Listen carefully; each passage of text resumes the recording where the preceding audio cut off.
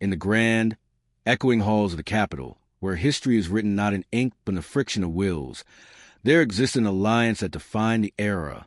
It was not a marriage of flesh and blood, though to the outside observer, it wore the mask of one. It was a union of function, of necessity, and of terrible weight. At the center of this union stood a woman known to history simply as a representative. To know her was to know the pulse of the nation itself. She was not merely a politician.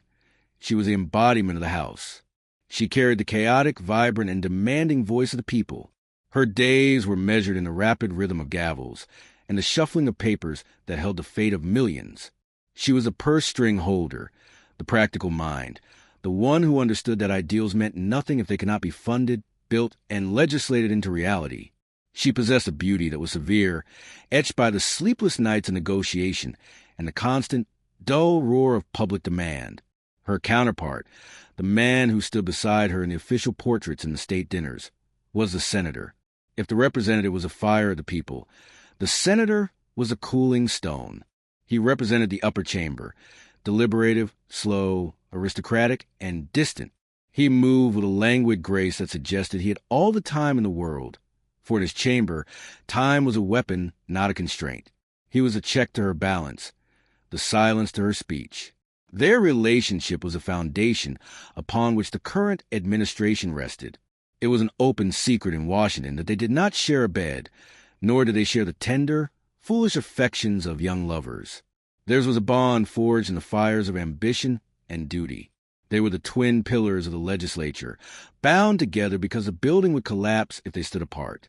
The representative respected the senator. She admired his ability to kill a reckless idea with a mere arched eyebrow or procedural delay. He, in turn, respected her ferocity, her connection to ground, her ability to whip an unruly mob of voices into acquire consent. They spoke in a shorthand of codes and glances, a language developed over 30 years of shared battles. They were partners in the truest sense of the word. But honor is a fragile currency in a city built on deals. The representative believed in the contract of their union. She believed that while there was no love, there was loyalty. She believed that they were two soldiers back to back in a field of wolves. She managed the domestic chaos of the government, ensuring the bills were paid and the lights stayed on, while he managed the treaties and the judges, the high-minded philosophy of the state. It was a perfect order. It was cold, efficient, and seemingly unbreakable. The representative walked the marble corridors with her head high, secure in the knowledge that while she fought the battles in the daylight, her flank was guarded by the senator in the shadows. She defined herself by this stability. She was the House. He was the Senate. Together, they were the Congress, a singular force that even the president, the charismatic, ambitious man they had both worked to install, had to respect. She did not ask for adoration. She asked only for the adherence to the rules they had set. In her mind, the lack of romance made the bond stronger, for emotions fluctuate, but interests remain constant. Or so she told herself as she sat in her office late into the night, the rain lashing against the high windows, signing the documents that kept the machinery of the state turning. She did not know then that the silence in the room was not peace, but the quiet before structural failure. She did not know that the senator had grown weary of the cold stone of their arrangement, and that the president, their mutual ally, had begun to look at the architecture of their power and wonder if one pillar might be enough. The betrayal did not start with a shout. It started, as all tragedies do, with the belief that the current order was eternal, and that loyalty was a law of nature rather than a choice made every single day. The erosion of trust is rarely a sudden landslide. It is a slow weathering of stone by wind and water, visible only to those who know exactly where to look. For the representative, a woman who had spent decades reading the subtle currents of the Capitol, the change did not announce itself with trumpets. It arrived in the silence between words. It began in the autumn of their 4th year in power, a season characterized by gray skies and the smell of wet leaves clinging to the pavement of the mall. For years, their rhythm had been precise. Every Tuesday morning, the representative and the senator met for coffee in the small, private dining room adjacent to the rotunda. It was a ritual as sacred as the roll call. There, away from the cameras and the staffers, they would synchronize their watches. They would trade intelligence, who was wavering, who could be bought, who needed to be broken. The first sign was a cancellation, a polite note handwritten on the senator's heavy cream stationery, citing a conflict with a visiting diplomat. It was trivial, reasonable even. But in 30 years, the senator had never allowed a diplomat to displace their counsel. The representative placed a note on her desk and felt a strange, cold vibration in her chest, a discord in the music of their governance. She dismissed it, burying herself in the minutiae of the budget, telling herself that even the most reliable clocks occasionally lose a second, but the seconds began to accumulate into minutes, and the minutes into hours. She began to notice a shift in the president's demeanor during leadership meetings. The president, a man whose charm was his primary weapon, had always been careful to triangulate his attention. He would look to the representative for the practicalities of the purse, and to the senator for the blessing of the establishment. It was a triangle of power, equilateral and stable. Now, however, the geometry was skewing. In meetings, the president's eyes would linger on the senator, seeking approval before the representative had even finished speaking. There were shared glances, microscopic nods of understanding that suggested a conversation had already taken place before she entered the room. It was a feeling of walking into a room where the laughter stops abruptly, not out of malice, but out of a shared secret that excludes a newcomer. She noticed the senator's physical presence changing as well. He had always been a man of stillness, but now he seemed restless, agitated, or perhaps simply eager. He spent more time at the White House. The official log showed his car entering the executive gates late in the evening, long after the business of the day should have concluded. When she asked him about these visits, his answers were smooth, polished stones that offered no grip. Just smoothing over some judicial appointments, he would say. Or, the president needed counsel on the treaty language. They were plausible lies, the kind that hold up to casual scrutiny but crumble under the weight of intuition. The representative knew the president's schedule. There were no treaties pending. She knew the judicial docket. It was empty. One afternoon, passing through the statuary hall, she saw them. The president and the senator were standing near a pillar, their heads bent close together in low conversation. It was an intimate posture, not romantic but conspiratorial. The president placed a hand on the senator's shoulder, a gesture of familiarity, of ownership. The senator did not recoil or stiffen as he usually did with physical contact. He leaned into it. The representative stopped, hidden by the shadow of a marble statesman.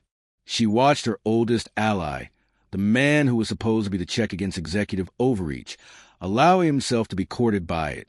She saw a smile on the senator's face that she had never seen directed at her, a smile of vanity, of a man who believes he is finally being recognized as the true power behind the throne.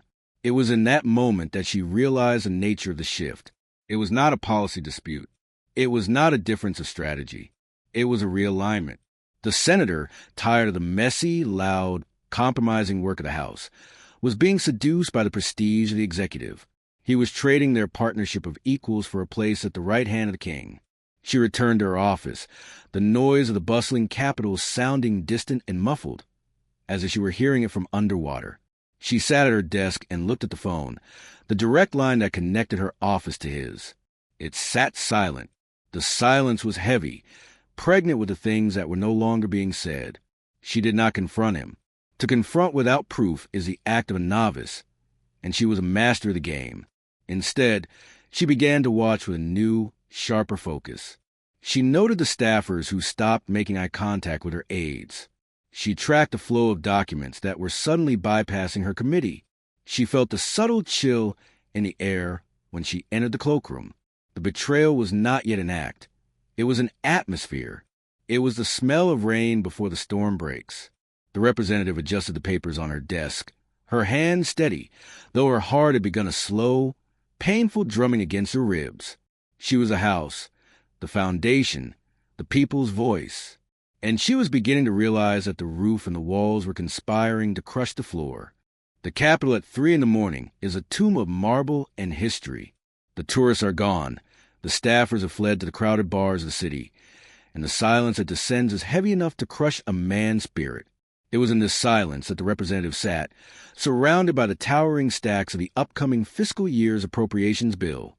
She was searching for an anomaly, Her instincts, honed over decades of deciphering the fine print of deceit, told her that the danger was no longer atmospheric. It was textual. Somewhere in the thousands of pages of legislation moving through the chambers, there was a trap. It was not a dramatic discovery, like a smoking gun or a taped conversation. It was a clerical error, a simple administrative mistake that destiny often uses to reveal the truth. A junior clerk from the executive office, overworked and underslept, had misrouted a briefing binder. It was marked confidential, eyes only, Senate leadership, but had landed in a heavy canvas sack delivered to the House Budget Committee. The representative opened the binder. It was thin, unassuming, bound in the dark blue cardstock favored by the president's inner circle. She put on her reading glasses, the ones she only wore when no cameras were around, and began to read. The document was titled the Efficiency and Streamlining Act, a harmless, bureaucratic name. But as she read the preamble, the blood began to drain from her face, leaving her skin the color of the parchment beneath her hands. The text proposed a radical restructuring of the oversight committees. Buried in the dense legalistic jargon of Section 4, Paragraph C, was a clause that effectively stripped the House of its primary weapon, the power of the purse. It proposed transferring the authority to release discretionary funds from the House subcommittees to a newly created joint executive senatorial tribunal. She stopped reading. The air in the room felt suddenly thin, as if the oxygen had been sucked out. This was not a policy shift. This was a coup.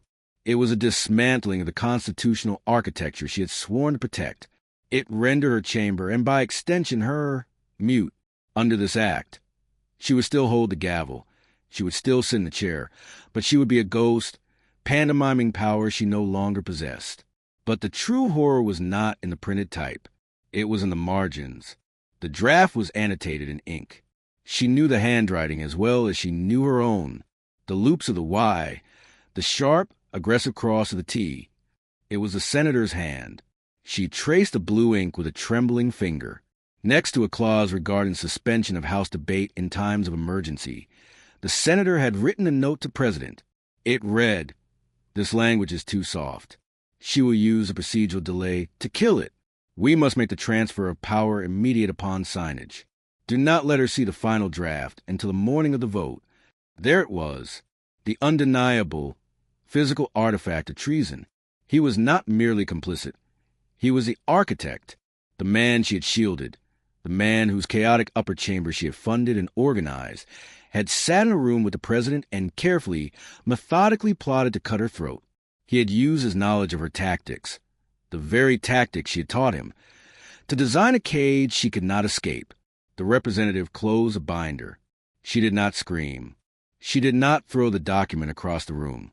She felt a strange, terrifying calm settle over her, a coldness that started in her stomach and spread to her fingertips.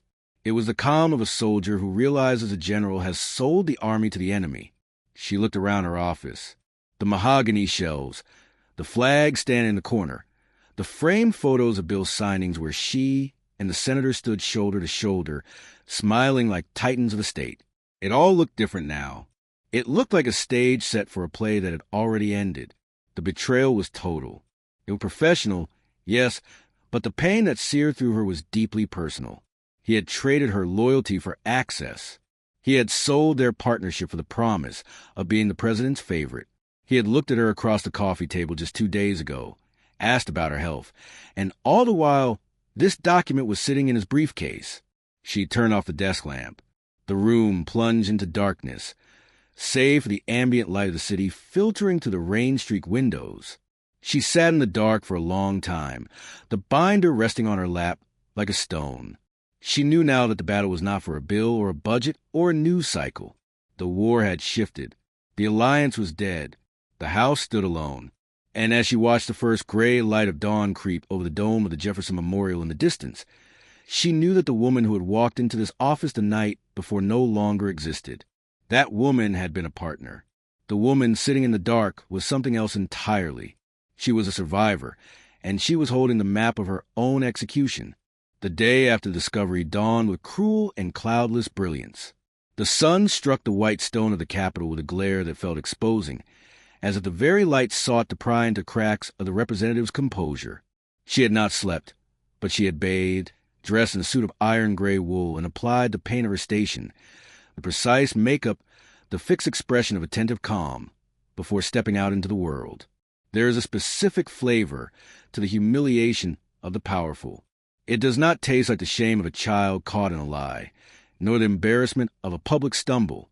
It is a bitter, metallic taste, born of the realization that one's existence has been reduced to a convenience for others.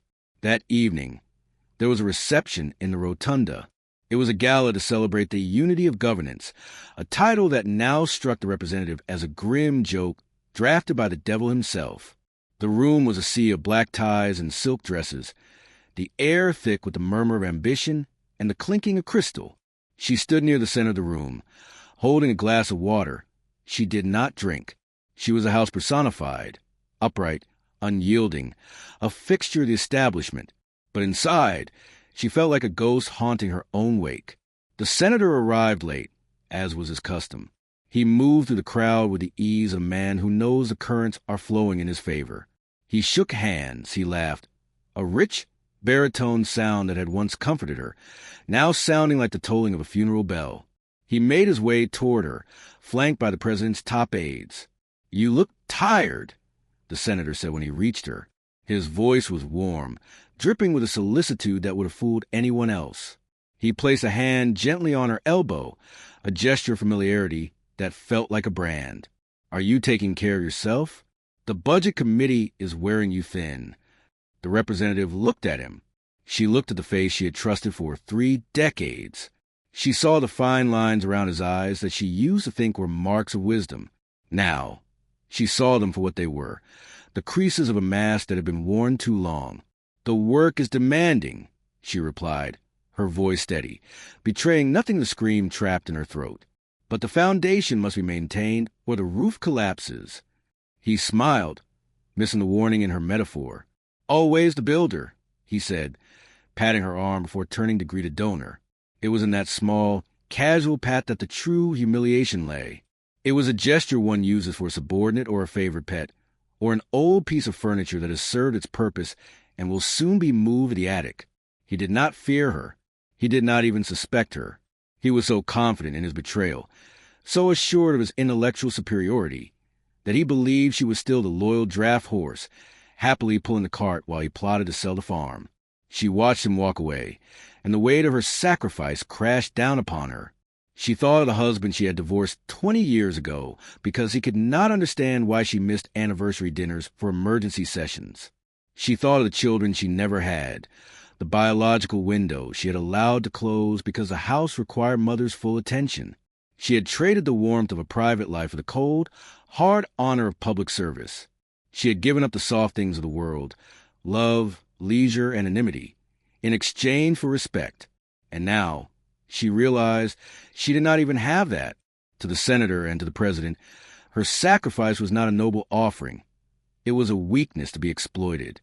They viewed her diligence not as a virtue, but as a predictable mechanism.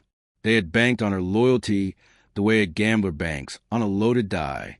They assumed she would continue to hold up the sky even as they cut the ground from beneath her feet, simply because that is what she had always done.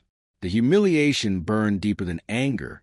It was a violation of the unwritten covenant of their caste.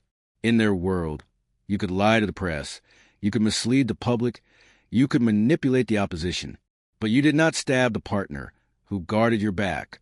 That was not politics. That was a breach of the warrior's code. It reduced their great alliance to a cheap grift. The president took the podium for a toast. He raised his glass, the lights catching the amber liquid. To the leadership, he boomed, his charisma filling the dome. To the partnership between the House and the Senate, a beacon of stability in a chaotic world. The room erupted in applause. The senator nodded graciously, accepting the lie. The representative stood frozen, her hands clasped tightly in front of her. She forced the corners of her mouth upward. It was the hardest physical action she had ever performed. She smiled while her soul turned to ash. She was surrounded by hundreds of people, yet she stood on a desolate island. The applause washed over her, a tide of mockery. They were cheering for a corpse. They were toasting a ghost. But as the clapping faded and the music swelled again, the nature of the silence inside her began to change. The humiliation, which had felt like a heavy stone crushing her chest, began to crystallize. The heat of the shame cooled into something sharp, something jagged and deadly. She realized then that they had made a fatal error. They had mistaken her silence for submission. They had mistaken her discipline for dullness. They believed that because she followed the rules, she did not know how to break them. She watched the senator laugh at a joke the president whispered in his ear. She saw the arrogance in the tilt of his head. "You think I am merely the stone," she thought, the words echoing the cavern of her mind. "You forget that stone is what graves are made of." She set her water glass down on a passing tray. She did not say goodbye. She slipped out of the rotunda, moving through the shadows of the columns, leaving the light and the noise behind. The humiliation was over. It had been absorbed, processed, and filed away. Now, there was only the work that remained. The representative returned to her residence, a quiet brownstone in a neighborhood that had long since gone to sleep. She did not turn on the lights. She moved through the rooms by memory, the familiar shapes of her life emerging from the gloom, the heavy oak desk, the shelves of leather-bound histories, the silence that she had cultivated like a rare garden. She poured a glass of whiskey, neat, and sat in a high-backed chair by the unlit fireplace. The whiskey burned pleasantly on its way down, a sharp contrast to the cold numbness that had gripped her since reading the binder. In the theater of the mind, the first impulse of betrayed is almost always destruction. For a brief, intoxicating hour, she allowed herself to imagine the explosion. She imagined marching into the Oval Office the next morning, throwing the binder onto the resolute desk, and screaming her fury until windows rattled. She imagined leaking the document to the press, watching the scandal ignite the cable news cycles, burning the administration to the ground in a firestorm of outrage. It would be satisfying. It would be cathartic. It would be the scream of a wounded animal, loud and visceral. But as she sat there, the glass warming in her hand, the representative knew that such an explosion was the refuge of the weak. Anger is a fire that consumes the vessel that holds it. If she exploded, she would be branded as emotional, unstable, a woman who could not handle the pressure. The senator would spin it. He would look at the cameras with sad, sympathetic eyes and say that she was overworked, that she was paranoid, that it was time for her to rest. He would use her anger to justify the very coup he was planning. The second option was departure. She could simply resign. She could draft a dignified letter, cite health reasons or a desire to spend time with family that did not exist, and walk away. She could retire to a coast somewhere, watch the ocean, and let them have the capital. It would be the path of peace. It would save her dignity, in a way. But as she considered it, a bitter taste rose in her throat. To leave was to admit that theft was a valid form of succession. To leave was to hand the keys of the house she had built to the arsonist standing at the gate. It would be a betrayal of every year she had sacrificed, every vote she had whipped, every crisis she had averted. It would be a betrayal of the institution itself. The house was not just a building. It was the people's check against the tyranny of the few. If she walked away, she removed that check. No, she would not scream, and she would not leave. She took a slow sip of the whiskey. The decision, when it finally settled, felt less like a choice and more like a physical alignment of her spine. It was a cold, heavy resolve. If the senator wanted to rule alone, if the president wished to bypass the messy necessity of her chamber, she would not fight them with noise. She would fight them with physics. She would give them exactly what they wanted, in a quantity that would crush them. The senator's power, she realized, was an illusion. It was a projection. He seemed tall because he stood on the platform she had constructed. He seemed effective because she cleared the legislative brush from his path before he even took a step. He seemed wise because she provided the data that informed his judgments. He believed he was the engine of the state. In reality, he was merely the hood ornament. She was the transmission. She was the fuel. The path of revenge would not be an assassination of his character. It would be the starvation of his efficacy. She would simply stop doing the 1,000 invisible things that kept him upright. She would strip him of his power by withdrawing her own competence. She placed the glass on the side table. The decision was made. It was not a decision of passion, but of surgery. The tumor had to be removed, and she was the only surgeon with a steady hand required to do it. She thought of the efficiency and streamlining act hidden in her safe. They planned to spring it on her in 3 months, attached to the emergency spending bill. They needed 3 months to whip the votes in the Senate, to line up the media, to prepare the narrative. 3 months. It was an eternity in politics. It was enough time to build a cathedral or to dig a grave. She stood up and walked to the window, looking out at the dark street. A solitary street lamp buzzed below, casting a pool of yellow light on the wet pavement. The senator believed in the power of the handshake, the backroom deal, the charm of the aristocracy. He believed he was untouchable because he lived in the clouds of high policy. He had forgotten that gravity originates from the ground. "You want the power," she whispered to the empty room, her voice devoid of inflection. "You shall have it. You shall have all of it, and you will find it heavier than you ever imagined." She turned away from the window. She went to her desk and pulled out a fresh legal pad. She did not write a resignation letter. Instead, she uncapped her pen and wrote a single header at the top of the page: asset liquidation. She began to make a list, not of enemies, but of dependencies. She listed every committee chair the senator relied on. She listed every donor who bridged their two worlds. She listed the bills the president needed to pass to secure his legacy. She worked through the night, the only sound the scratching of her pen against the paper. By the time the sun began to bleed into the sky, the list was complete.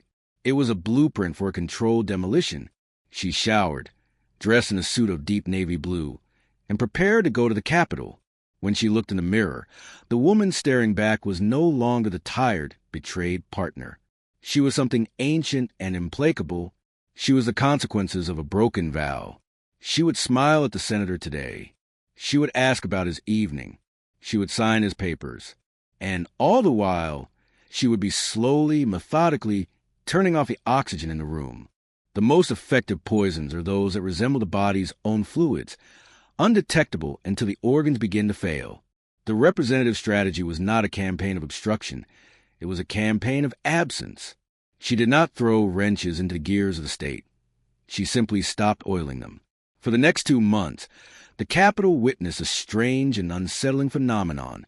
The House, usually a disciplined battalion under the representative's iron command, began to fray. It was not a rebellion, but a loosening of the weave. The president's signature infrastructure bill, a legislative monolith meant to define his domestic legacy, was the first casualty. In the past, the representative would have spent weeks in the trenches, trading favors, twisting arms, and silencing the dissenters within her own ranks to ensure the bill arrived at the Senate door pristine and passable. This time, she did nothing. When the bill came to the floor, it was laden with poison pill amendments, clauses added by the fringe elements of the party that made the legislation toxic to the general public. There were demands for impossible funding levels, obscure regulatory changes, and local pork barrel projects that bordered on the absurd. The senator called her, his voice tight with irritation. "The bill is a mess," he barked. "You need to strip out those amendments before it comes to the upper chamber. We can't vote on this garbage." The representative, sitting in her office with a cup of tea, swiveled her chair to look at the rain sliding down the window. "I understand your frustration, Senator," she said, her voice dripping with a calm, bureaucratic helplessness. "But the members are feeling spirited. They want their voices heard. You know how important the democratic process is to the president. I wouldn't want to stifle the will of the people." There was a silence on the other end of the line. It was a silence of a man who is used to a door opening automatically and now finds himself walking into the wood. "Fix it," he snapped and hung up. She did not fix it. She allowed the bill to pass the House in its mutilated form. When it reached the Senate, the media tore it apart. The president was humiliated. The senator was forced to spend weeks negotiating the removal of the toxic clauses, a dirty, public process that made him look weak and ineffectual. He was doing the janitorial work she had always done for him in the dark. She watched the polls dip. She watched the president's approval rating bleed a slow, steady red. Next came the schedule. For years, The representative had quietly synchronized the House calendar with the Senate's to ensure maximum efficiency. Now, she let the calendars drift. She scheduled key committee hearings during the Senator's press conferences, splitting the media's attention. She called for recesses when the president needed momentum. When confronted, she was the picture of apologetic incompetence. "I am so sorry, Mr. President," she would say, her eyes wide with faux sincerity. "The logistics have just been so complex lately. We're doing our best to keep up." She was playing the role of the overwhelmed public servant perfectly. She knew that to a man like the president, incompetence was more forgivable than malice, but it was also more fatal to his respect. He was a man who worshipped strength. Seeing the representative struggle did not make him angry at her. It made him annoyed with the senator. Why? Because the senator was supposed to be the leader. He was the senior partner. If the House was a mess, it was a reflection of the senator's inability to manage his coalition. The representative attended the weekly leadership breakfast with a notebook full of problems and no solutions. She laid them out on the table like dead fish. "The Transportation Committee is revolting," she would say. "The Budget Office is refusing to sign off on the estimates. The whips say we don't have the numbers." Then she would look at the senator, her expression expectant. "What should we do, Senator? We need your guidance." She was handing him the weight. All of it. The senator, who had spent decades floating above the grid of actual governance, was unprepared for the load. He offered vague platitudes.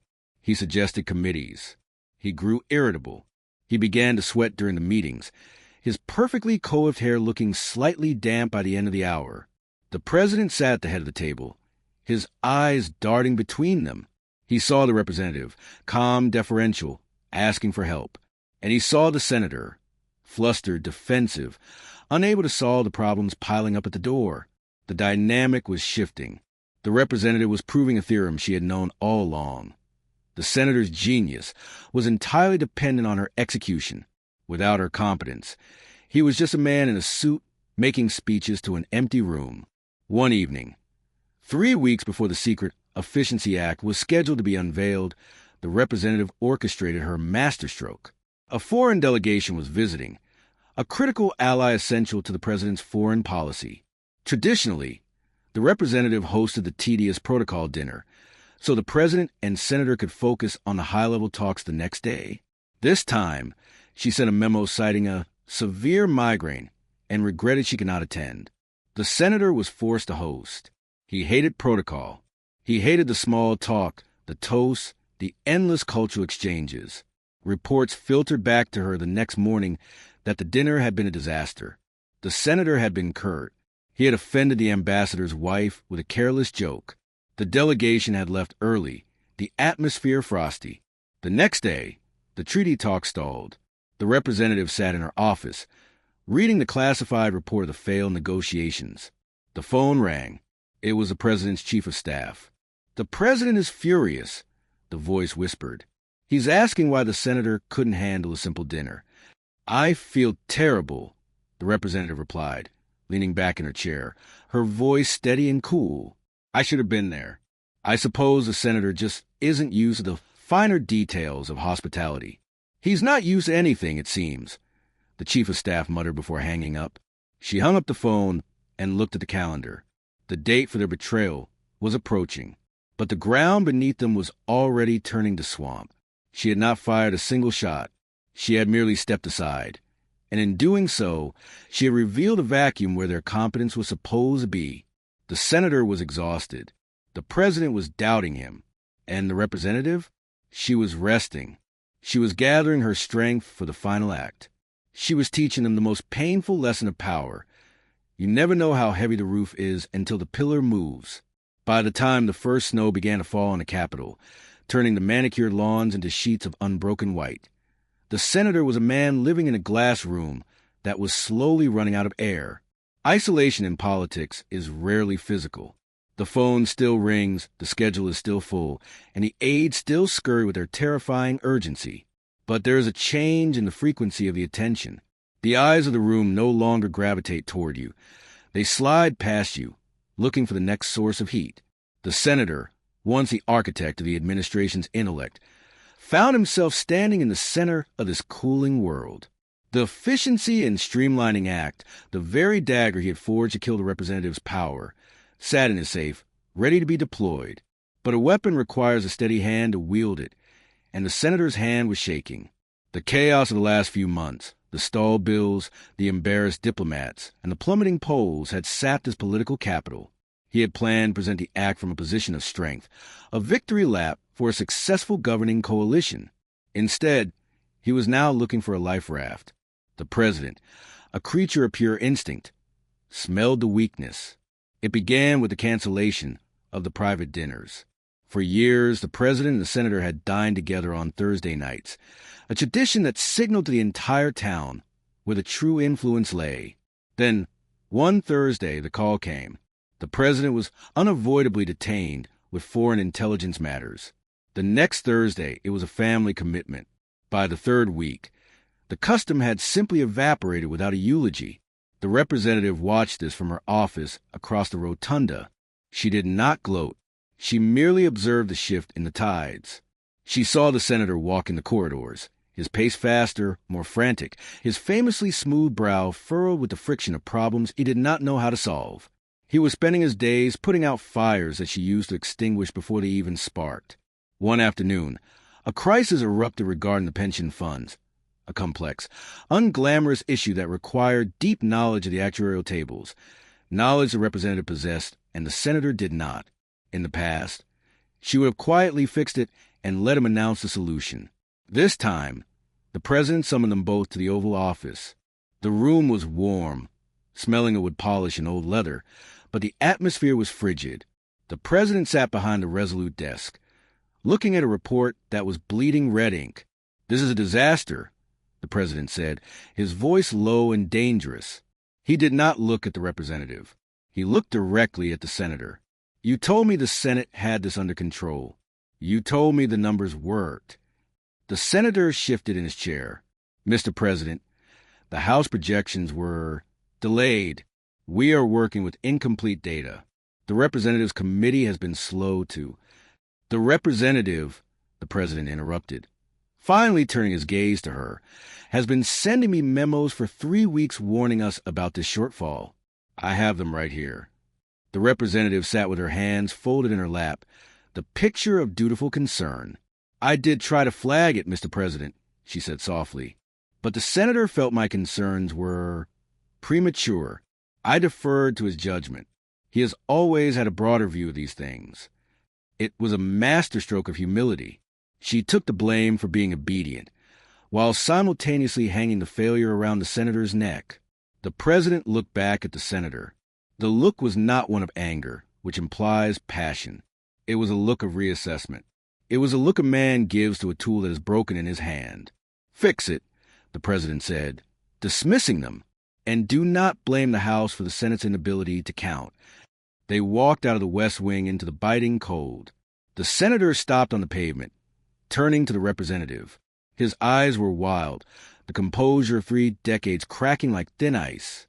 "You knew," he hissed. "You knew those numbers would crash.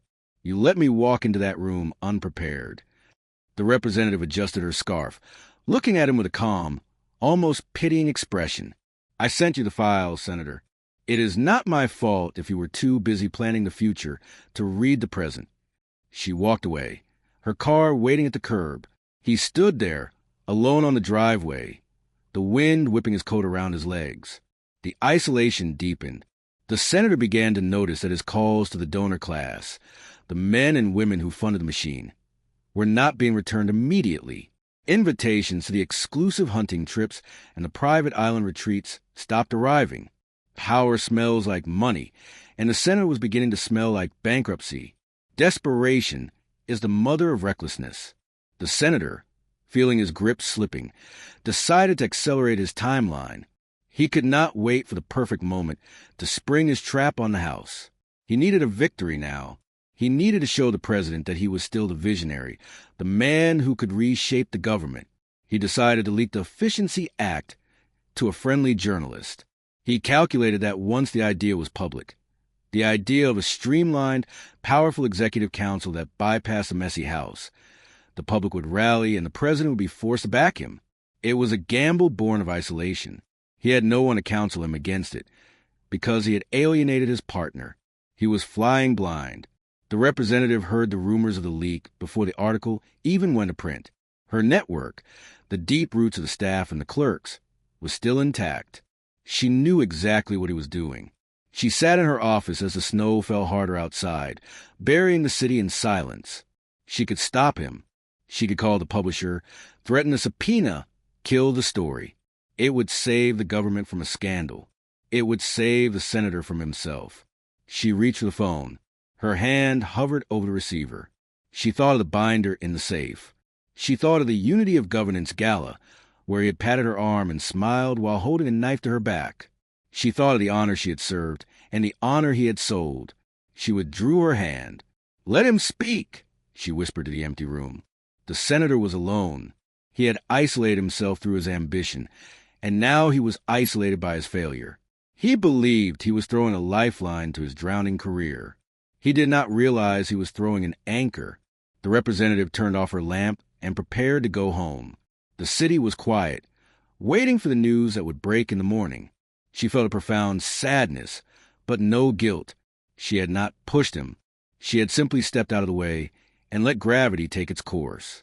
The morning the story broke, the sun did not darken, and the earth did not shake.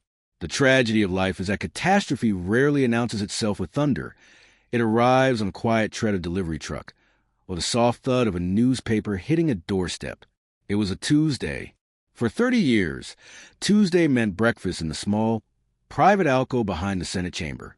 Even now, with the silence stretching between them like a frozen lake, the muscle memory of their ritual persisted. The representative arrived first. She ordered tea, Earl Grey hot, with a single slice of lemon. She sat by the window, watching the dust motes dance in the shaft of pale winter light. The room smelled of floor wax and old coffee. It was a smell that used to mean productivity and power to her. Now, it smelled like a waiting room. The senator entered 10 minutes late. He carried the newspaper under his arm. He did not look like a conqueror. He looked like a man who had not slept. His tie was perfectly knotted, but there was a small, missed loop on the button of his cuff, a tiny error of dressing that screamed of a distracted mind. He sat down opposite her. He placed the newspaper on the table, face up. The headline was large, detailing the bold new proposal to restructure the government, citing anonymous sources that pointed directly to his office. He waited. He was waiting for her anger. He was waiting for the explosion that would prove his dominance. But the representative simply stirred her tea. The spoon made a small, rhythmic clink, clink, clink against the china. It was the only sound in the room. "It is a cold morning," she said. Her voice was not icy. It was merely factual. It was a voice one uses to discuss the rain with a stranger at a bus stop. The senator blinked. The lack of fury seemed to unbalance him more than a shout would have. He tapped his finger on the newsprint. "The town is talking," he said, his voice tight.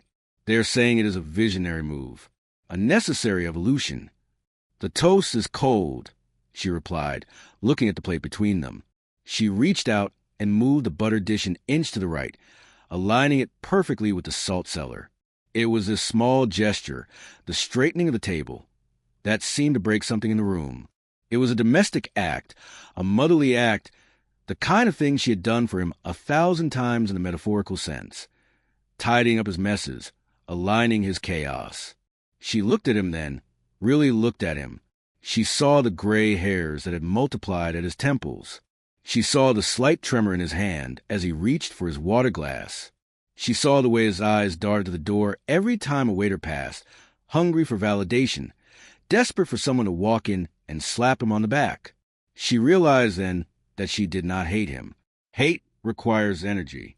Hate implies that the other person still has power over you. What she felt was a profound, hollow sadness. She was looking at a man who had sold his soul for a room that was empty. "Do you remember," she asked softly, "the winter of '96? When the government shut down and we stayed in this room for 3 days straight?" The senator paused, his hand halfway to his mouth. A flicker of genuine memory softened his face. "We ran out of coffee," he said. "You made us drink hot water, with lemon. "We held the line," she said. "We didn't sleep. We didn't eat. But we held the line because we gave our word to the unions." She looked down at the newspaper, at the leaked plan that would dissolve that very bond. "The coffee was terrible," she added. He laughed, a short, dry sound.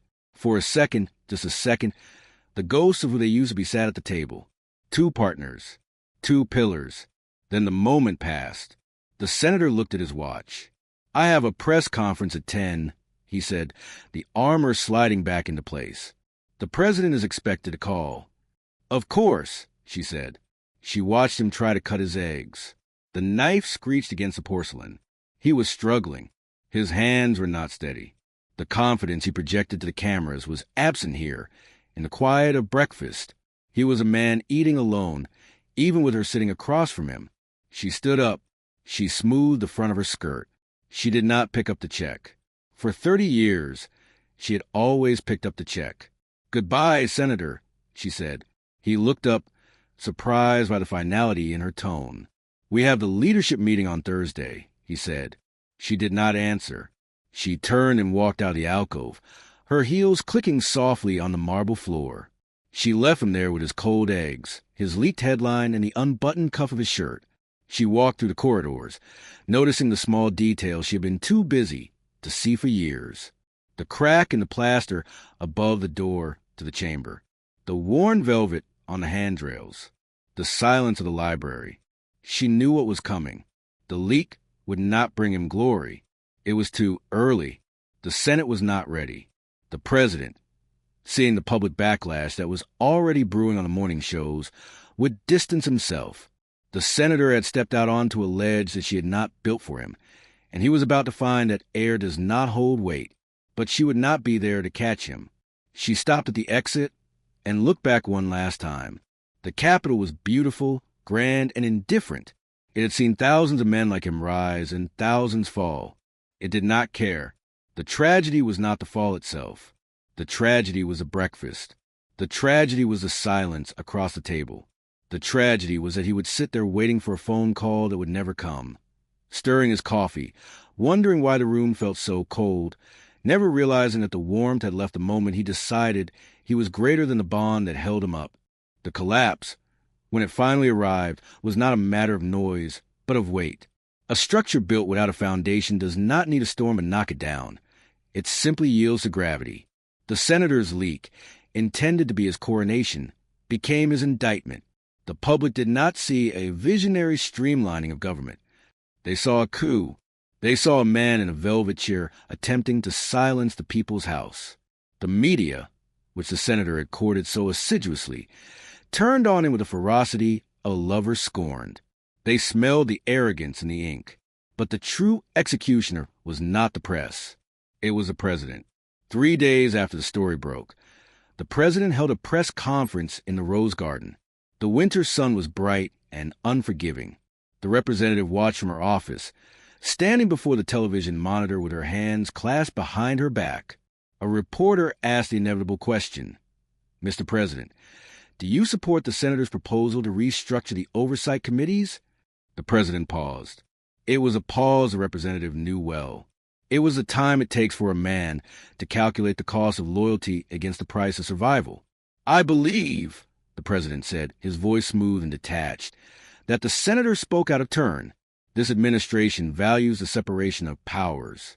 We have no intention of undermining the House. The senator's draft was an academic exercise. It does not reflect the policy of this White House." In 2 sentences, the senator was erased. He was not fired. He was not arrested. He was simply unmade. The president had cut the rope, and the senator was left drifting in the void. Later that afternoon, the representative walked to the Senate chamber. She did not go to gloat. She went because it is the duty of the historian to witness the end of the era. The chamber was unusually quiet. The senator stood at his podium, attempting to rally support for a routine procedural vote. But the room had changed. The other senators, men and women who had followed his lead for years, were now looking down at their papers, or checking their phones, or whispering to their aides. They sensed a scent of death on him. He spoke, but his words had no purchase. He looked up at the gallery, perhaps searching for a friendly face, perhaps looking for her. But she stood in the shadows of the rear archway, a silent observer in a gray coat. She watched him realize the truth that she had known from the moment she opened the binder. Power is borrowed, but honor is owned. He had traded his honor for more power, believing it was a fair exchange. He thought that if he stood high enough, the broken vow wouldn't matter. He thought the view from the summit would justify the bodies he climbed over. But power does not protect honor. Honor protects power. Without the trust of his peers, without the loyalty of his partner, without the integrity of his word, his authority was nothing but a costume. He was a man shouting commands at a tide that was already receding. The representative felt a deep, resonant grief. Not for him, but for what they could have been. They had the chance to be statues in the park, remembered as the twin guardians of the Republic.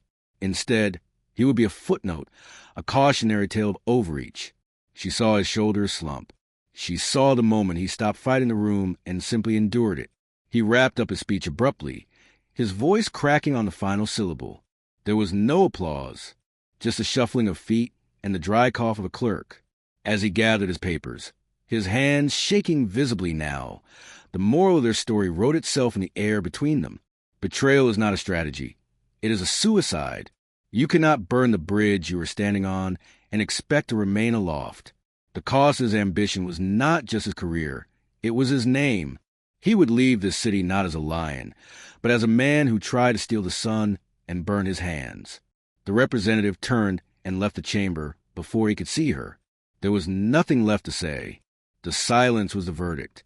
Justice had not been served with a sword, but with a mirror.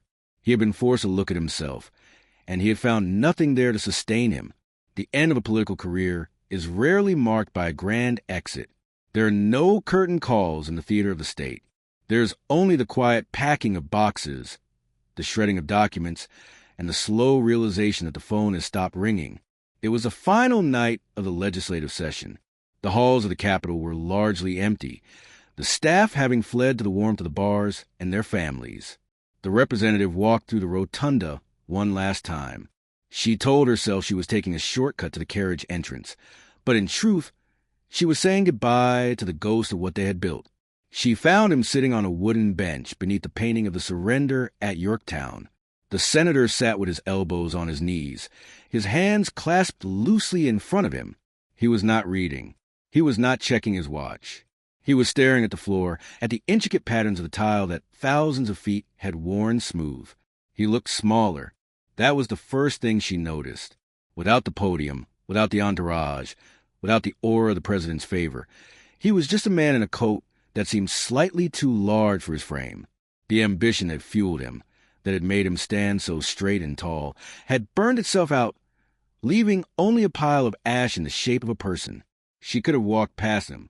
The shadows were deep enough. He might not have seen her. But she stopped. The history between them was too heavy to ignore. He heard her footsteps and looked up. His eyes were red-rimmed, dull. There was no spark of recognition, no flash of the old charm. He looked at her as if looking at a stranger he once knew in a dream. "They are moving my office," he said. His voice was raspy, echoing slightly in the vast, empty dome, to the basement of the Russell Building. They said it is a temporary reallocation of space. He laughed, a dry, brittle sound. Temporary. The representative stood 10 feet away, keeping the distance of a formal acquaintance. "It is the nature of the institution," she said. "Space is currency. You are overdrawn." He nodded slowly, accepting the verdict. He looked up at the dome, at the apotheosis of Washington painted in clouds above. "I thought—" He started, then stopped. He swallowed hard. "I thought I was the one holding the ceiling up." "We both were," she said softly. That was the point. He looked back at her, and for the first time, the full weight of his regret seemed to hit him. It wasn't the loss of the office or the committee chair or the president's ear. It was the loss of the person standing in front of him. He realized that in his quest to become the singular power, he had destroyed the only person who had ever truly understood the burden of his life. "I could apologize," he whispered. The representative tightened her grip on her briefcase. The air in the rotunda felt suddenly very cold. "You could," she said. But it would change nothing. You broke the vow, Senator. Glue does not fix the structural integrity of a stone. She saw a tear track its way down his cheek, getting lost in the gray stubble of his jaw. It was a pathetic sight, and it tore her heart more than his anger ever could. She wanted to step forward.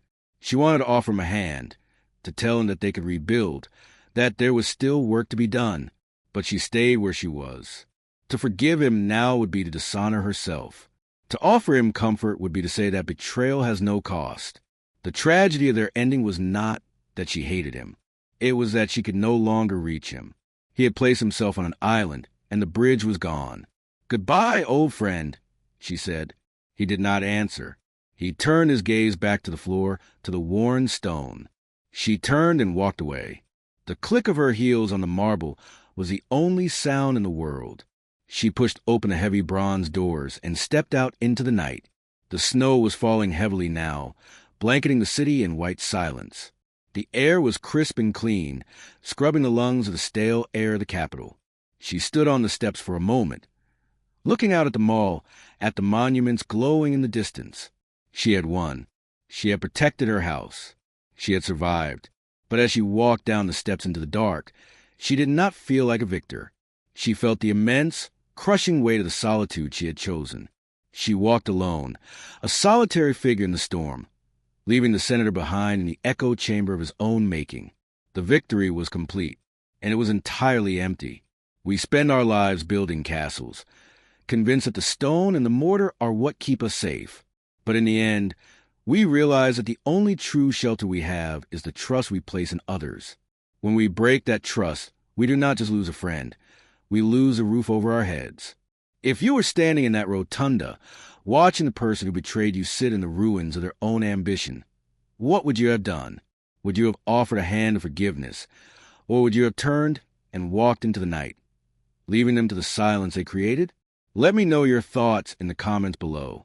If this story resonated with you, and if you appreciate these quiet reflections on history and human nature, I invite you to subscribe to the channel. We will be here, waiting to tell the next story. Until then, goodbye.